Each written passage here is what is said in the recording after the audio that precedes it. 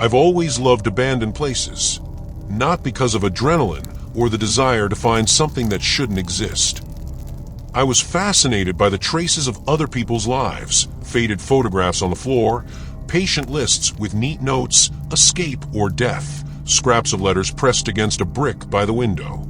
That day, I came to the old hospital with a camera and a notebook to finish a project about forgotten institutions. I didn't know that this would be my last investigation. The building greeted me with the cracking of floorboards underfoot and the smell of mold ingrained in the walls. The first floor was relatively intact, rusty gurneys, overturned filing cabinets, and walls with peeling paint. But something else started happening on the second floor. The door to the west wing was ajar, although the locals claimed that all the entrances were sealed. I entered, and the light of the lantern picked out a long corridor with unlabeled doors. On one of them hung a sign, "Isolation Ward," nailed with nails, which someone tore out, leaving dents in the wood. I found some notes inside the isolation ward. Not the doctor's diaries, they were taken out long ago. They were pages from a notebook covered with small handwriting on the walls. "They hear me screaming, but they don't come," read one inscription under a layer of lime. Another, "Don't drink tap water. They add something to make us sleep." I took a picture of them, feeling the cold seep into my jacket, even though it was hot outside. Deeper in the hallway was a pile of old medical records. The names of the patients were erased, but the diagnoses remained: persecution mania, artificially induced, catatonia after prolonged detention in the punishment cell. Suddenly, the lantern flickered and went out. I froze, trying to remember where I'd left the spare. A creak cut through the silence, as if someone were slowly dragging a metal sheet across concrete. The sound came from below. When I got down to the first floor, I heard again a rasp, footsteps, a thud at the far end. The lantern came to life, blinking, but there was enough light to make out the door to the basement. It was torn off its hinges and leaned against the wall. There were pieces of rope and a piece of cloth that looked like part of a hospital gown. I stepped inside, and then I realized that someone was living here. Not ghosts, but people. There were empty cans on the floor, fresh cigarette butts, and a mattress covered with newspapers from last month stood against the wall. And then I heard a voice. Not an echo or a hallucination, but a hoarse whisper repeating, "He's coming for you." It was coming from behind the wall. I pressed my ear to it and heard the sound of chains. Someone was trying to talk through the gag. I started looking for a way out, but the corridors I had passed through were gone, as if the walls had shifted. Instead, there were only narrow manholes littered with furniture, and the smell of rotting flesh grew stronger with every step. The lantern is completely dead. I groped my way, clinging to the walls, until I came across a door with a deadbolt. There was a staircase behind it, but not the one I had come down. It smelled of blood. The stairs led to a tiny room with no windows. There was a broken screen TV on the wall, and beneath it were videotapes labeled Session 12 and Patient 09. I plugged one into a tape recorder, which miraculously worked, and saw footage of a man in a straitjacket writhing on the floor while someone off-camera laughs. Then the camera showed the face of a nurse holding a syringe. Her eyes were blank. When I turned off the TV, I heard a door slam upstairs. Footsteps. A lot of steps. They were getting closer. I tried to go back, but the stairs collapsed. Then I ran forward through an emergency exit that led to an underground tunnel. There were cages here. In one of them lay a skeleton in the remains of a hospital gown, clutching a key in his hand. Someone had scratched on the wall of the cage, "He's here. Run away." I didn't take the key. Instead, I ran until I came to a grate behind which I could hear the noise of cars. It was the exit to the underground parking lot. But when I got out, I realized that I was not outside, but in another wing of the building. There was a light on here, dim and flickering. At the end of the corridor was a gurney with straps tied to it. There were tools on the tray next to it, a saw, syringes, scissors. There was a badge with the name Dr. Gray lying nearby, and then I heard him. The very sound that started all, the creak of metal on concrete. He was getting closer. I couldn't see him, but I could feel something heavy being dragged behind me. I ran, turning into random doors, until I found myself in the operating room. There was a man lying on the table, alive. His mouth was taped shut, and his eyes were wide open. He looked at me as if I were his salvation. But when I reached for the straps, the door slammed shut. There was a smell of smoke. The sprinklers turned on, but instead of water, a dark liquid that looked like blood was pouring out of them. I rushed to the exit, but my hand got stuck in the sticky liquid gushing from the sprinklers. She was warm. It wasn't blood, it was oil or some chemical stuff that made my throat itch. The man on the table twitched, trying to scream through the tape. His eyes were now looking past me, into the doorway. I turned around. A man in a robe with rust stains was standing there. In his hands, he held a metal pipe, similar to those that were lying in the basement. His face resembled a wax mask, pale, with cracked skin on the cheekbones. But the worst of it was the eyes, not mad, but empty, as if someone had taken everything out of them except the hunter's instinct. He stepped forward, and I noticed a tattoo on his neck, the numbers 09, under a crossed-out cross. I rushed to the tool cabinets, grabbing anything that could become a weapon. The patient on the table wheezed as the doctor approached him. He wasn't trying to kill, he was just doing his job, like a butcher butchering a carcass. I threw the tray at him, but he didn't even move. Then I ran, lashing the walls with a flashlight, until I found a door marked archive. Inside was a windowless room filled with folders. There were dozens of photographs on the floor, patients in straitjackets, doctors in 70s suits, group shots with smiling nurses. But in all the photos, the faces were cut with a knife. Only one picture showed the man with the 09 tattoo standing in a corner with his head down. A door slammed behind her. I hid behind the closet, breathing through my sleeve. The doctor entered, dragging something heavy on the floor. What's left of the patient on the table. He threw it into a corner, and I heard metal hitting concrete. Then he started sorting through the folders, throwing them on the floor. If I didn't look for it, I destroyed it. I started to crawl towards the exit, but he was suddenly there. His hand tightened on my shoulder, and I felt my nails digging into my skin. Then I hit him with a piece of glass from the broken frame. He didn't scream, just let out a muffled groan, like the sound of a burst tire. But it was enough to break free. The escape turned into a maze of identical corridors.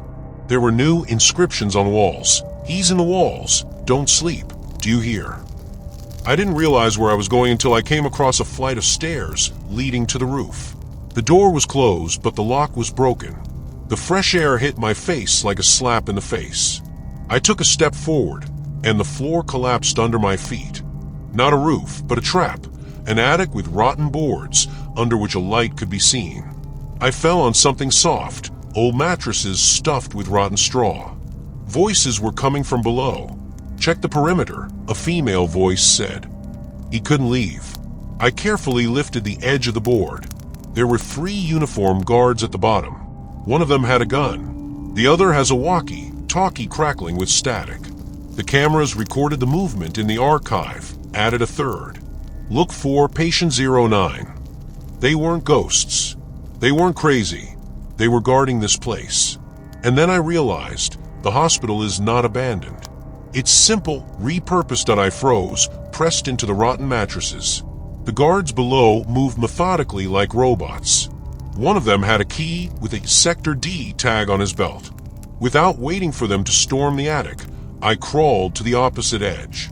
The floor here was strewn with glass fragments, the remains of dormer windows. The light from the lanterns outside shone through the holes. I peered out cautiously. The courtyard of the hospital turned out to be a huge wasteland surrounded by a concrete fence with barbed wire. But behind him, 100 meters away, there was a road. And people. Not security, but ordinary passers-by with bags, cyclists. They were walking past, not paying attention to the building. It was as if he didn't exist. That's when I noticed the camera.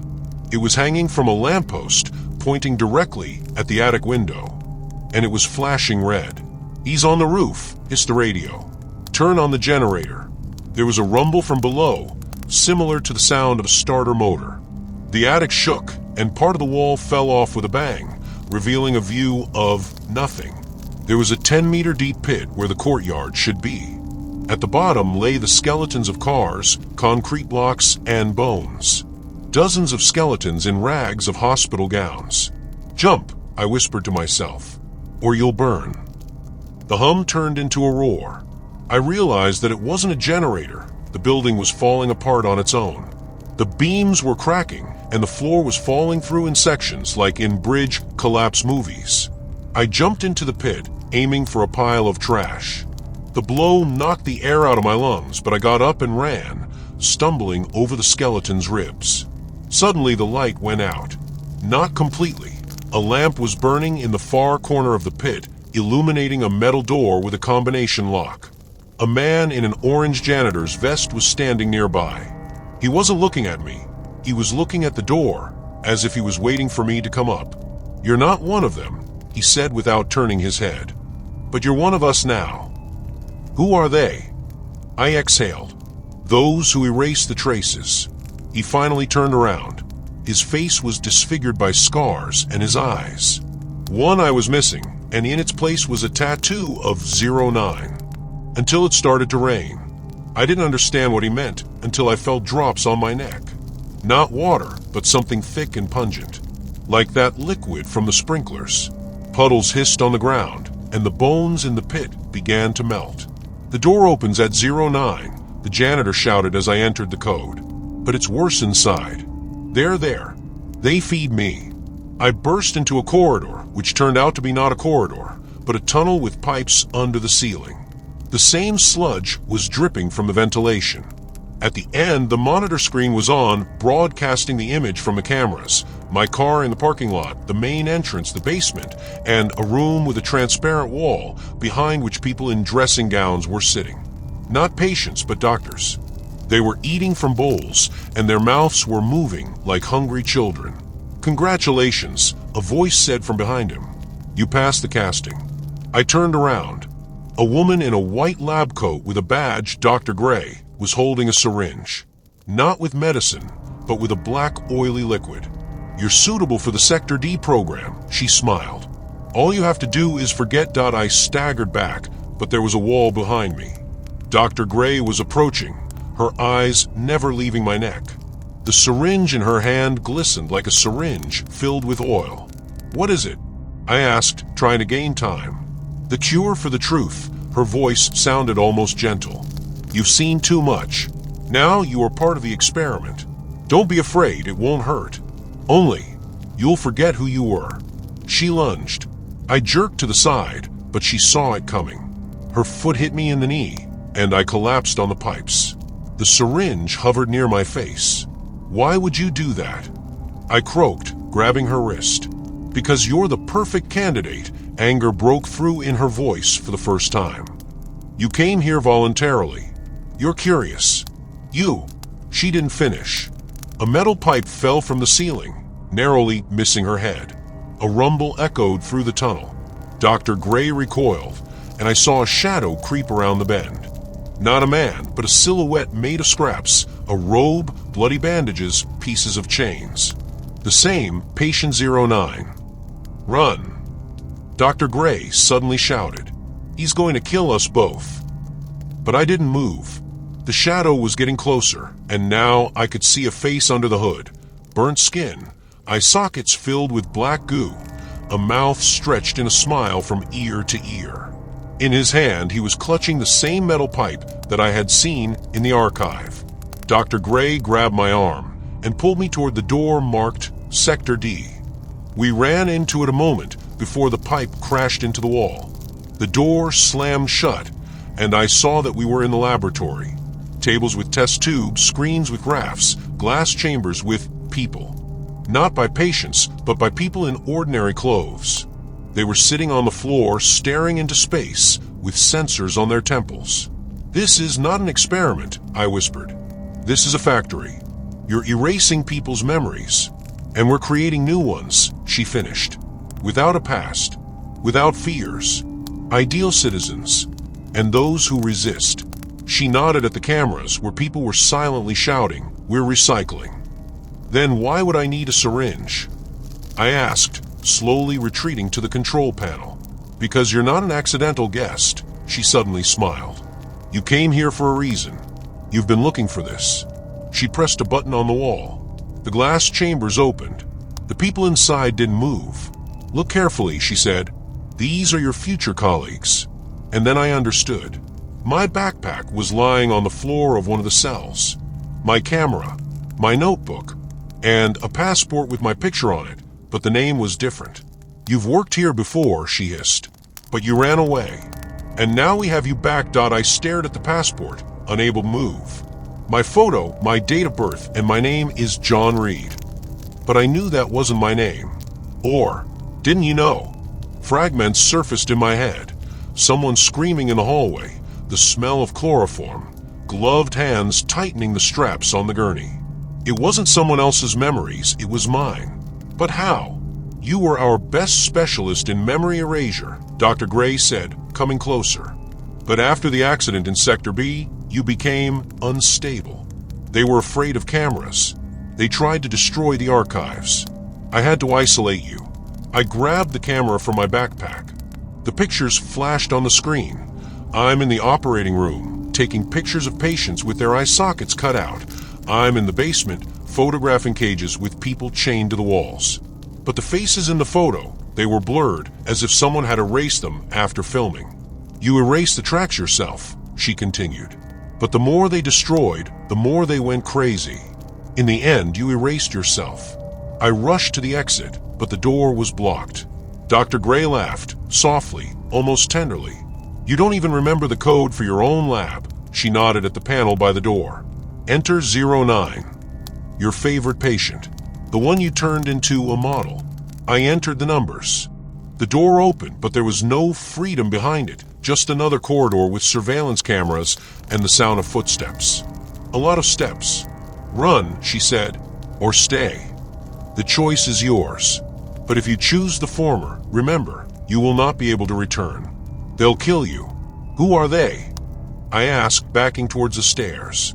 Those who remember, her eyes narrowed. Those whom you betrayed. I ran. The corridors changed one after another. First white walls with signs Sector D7, then dirty passages with peeling paint, then again sterile rooms with mirrors instead of windows. There were people here somewhere. I could hear their voices, screams, laughter. But when I looked through the doors, there were only empty beds and IVs. On the third floor, I came across an archive. Not the one where they found me, but the real one. Hundreds of boxes of films, discs, folders marked destroy after viewing. I inserted a random tape into an old tape recorder. I appeared on the screen, in a white coat with a syringe in his hand. In front of me sat a man in a straitjacket, patient 09. This is the last stage, I told him. You will forget the pain. You will forget how they tortured you. You will forget that you are a human being. The patient did not resist. His eyes were as empty as a mannequin's. I injected him with liquid from a syringe. The screen filled with static. Then another entry. I'm in the operating room, cutting a patient's back with a scalpel. He hears me screaming, but they don't come, he mutters. I insert something metallic into the wound. A microchip. The sensor? The patient twitches, but does not wake up. It's you, I whispered, recoiling. It's all of you. And then I realized why the hospital seemed alive. She was a maze of my own crimes. Every door is someone's erased life. Every writing on the wall is someone's last scream, which I drowned out that I was sitting on the archive floor, surrounded by cassettes and folders. The screen was blinking, showing new footage of me in a white lab coat, laughing at a patient who was strapped to a chair with electrodes. His face was contorted with pain, but I looked pleased. There was a printout on the table with the diagnosis, catatonia after 14 sessions of electric shock. Signed, the attending physician is J. Reed. Suddenly, a cart creaked outside the door. I turned off the tape recorder and hid behind the shelves. A nurse came in with a tray on which were syringes and ampoules of black liquid. She didn't even look in my direction. She just changed the tape in the tape recorder and left. The new recording shows the room where I woke up at the beginning of this story. Only now did I see her real self. The walls were soundproof, and there was a camera with a red light in the corner. Patient 09, day 23. Reaction to the drug Next 7, aggression, hallucinations, loss of speech. Is recommended to increase the dose. The voice over my voice sounded as smooth as a robot's. I stood up, feeling the ground give out from under my feet. I had to get out, but now I knew that the same walls were waiting for me outside, only in a different form. The building was a trap built by me, so that no one escapes, so that no one remembers. In the hallway, I came across a door marked Archive of Personal Belongings. The lock was broken. There were hundreds of cells inside, each with a patient's name on it. I was looking for mine, and I found it. Inside was a key, a notebook, and a gun. There was a photo under the notebook. Dr. Gray and I are at the main entrance, holding shovels. There's a fresh grave behind us. Thank you for your help with recycling, read the inscription on the back. I flipped through my notebook. The pages were covered with my handwriting. To erase the memory of patient 03-12, to destroy the archive of 1975, to transfer Sector B to the purge mode. Last entry, they know. We need to hide the bodies deeper. And then I remembered. Not in the details, but in the sensations. How Gray and I erased files, how documents were burned, how those who tried to tell the truth were buried. How I signed my own sentence when I began to doubt. There was a knock on the door. Appointment time, Dr. Reed. Came the voice of the cleaner with the 09 tattoo. I grabbed the gun and shot at the lock. The door flew open, and I ran, not to the exit, but down to the basement, where I had once found the notes on the walls. Now I knew what I was looking for. The hatch is under the third step, the one that we rolled up with concrete after the cleaning. With a kick, I tore down the rotten boards. There was a tunnel leading under the building below. The walls were covered with scratches, not from nails, but from shovels. This is where we hid the bodies. Hundreds, thousands. And among them I found her, Dr. Gray. Her skeleton was lying against the wall, clutching a syringe in her hand. My old badge was lying nearby. I squatted down, examining the skeleton. Her skull was turned towards me, as if she was looking even after death. There was a notebook next to it, my notebook. The first page read, Protocol 09, Destruction of Witnesses.